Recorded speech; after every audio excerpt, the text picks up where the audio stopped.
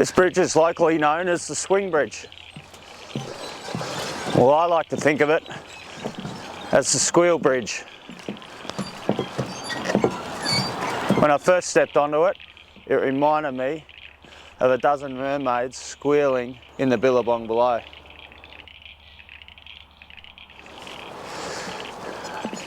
Poor old mermaids aren't getting much of a wash in that muddy billabong below.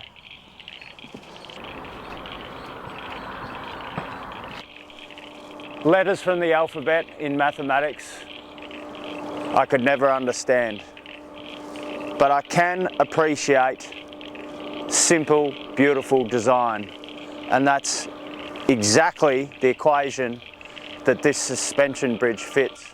So you've got this thick cable running from the bank here up over a metal A-frame, and then it loops down under the weight of the footbridge that it's connected to below, and the cable itself is connected by A-chains, metal bars that then run the chain straight down to either side of the bridge, thus supporting it. And after that, the cable cascades back up over the A-frame on the far bank before getting buried in the dirt below. And it doesn't take much just to shake this cable back and forth,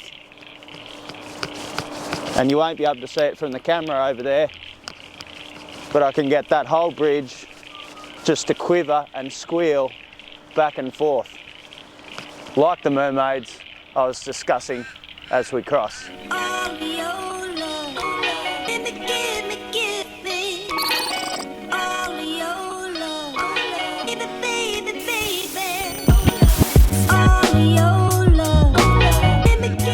A liquid amber plantation. I'm sure it's pretty spectacular in the autumn. Not quite so spectacular in the winter time. Nice shack. Good purchase.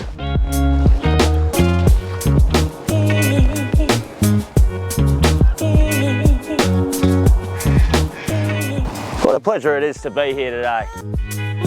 Blue sky, shaping up to be about 21 degrees today. Not a breath of wind, the wattle's starting to blossom, and seeing a part of a town that I would describe my interactions of being very much locked on the railway line tracks. That is to say, I've only had a very slender view of this township that's been formed by playing sport here back in the day, and then travelling to and from home/work, and really being one of those towns where my only view on it has been what is a fairly magnificent, long, wide boulevard that runs through the township of Heathcote itself. It's actually one of the longest main streets in all of Victoria and has such great width to it. They have a wine festival here that is quite famous as far as Victoria goes. I've not been to it myself, but heard many great things, so worth giving that one a peep down the track if you get a chance. But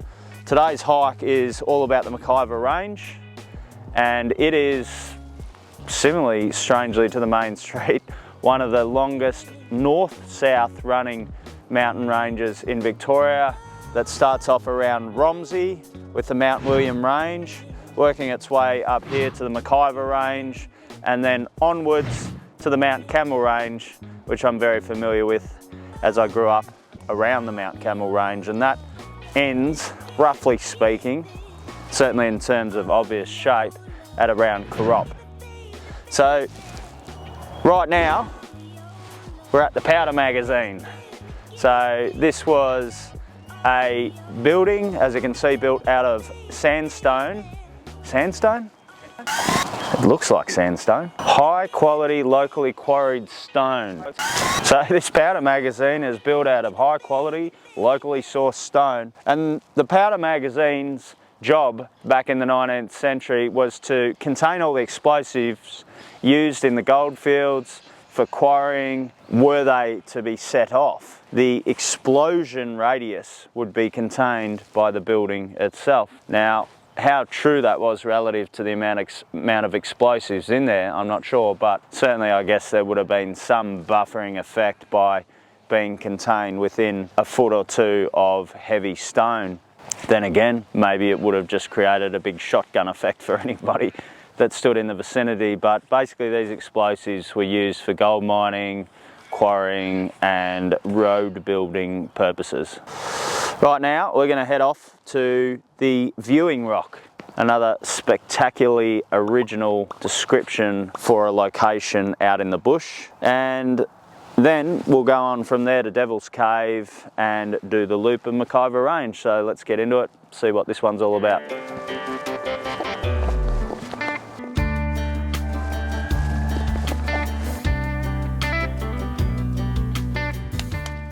Devil's Cave with a boiled egg.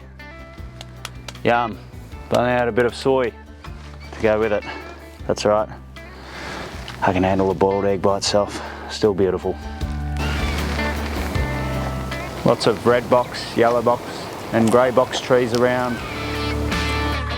Looking hauntingly beautiful as they do.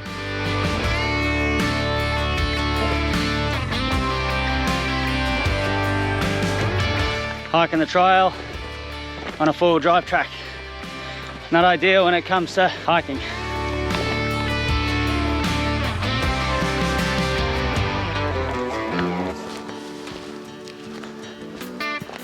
How's this guy? What a vision, hey? Right in the middle of the track. Just as well he's got raised four-wheel drives going over the top of him. Looks like the bum part I was strutting when I was in year 7 and 8. Impressive.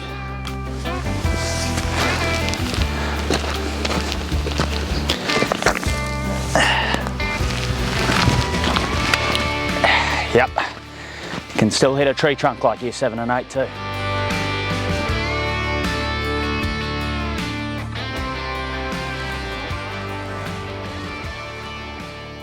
It's quite an extraordinary array of bird life up here. I mean, predominantly crows and currawongs, but I've never seen this many currawongs together in such a close circle as right here. Would have been a brutal spot for gold panning back in the day, living out here 24/7, 365 days a year, particularly in the heart of summer.